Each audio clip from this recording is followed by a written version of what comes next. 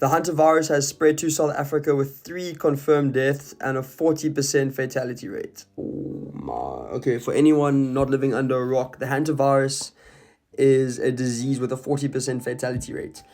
A 40% fatality rate. That means if you get it, there's a 40% chance that you won't make it. But this is where it gets cooked, okay? Last month, a cruise ship left Argentina on the way to Cape Verde, just off the coast of Africa. And there's been an outbreak of the hantavirus on the ship now. Unfortunately, 3 people have lost their lives. Rest in peace. And 5 people have a confirmed case of the hantavirus.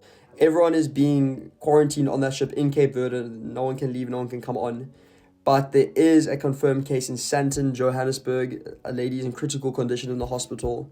So obviously thoughts and prayers to her and her family that she pulls through. Just to be clear, the World Health Organization has said that this is not something to stress about. We have only had 6 confirmed cases. Yo, it still works, yo.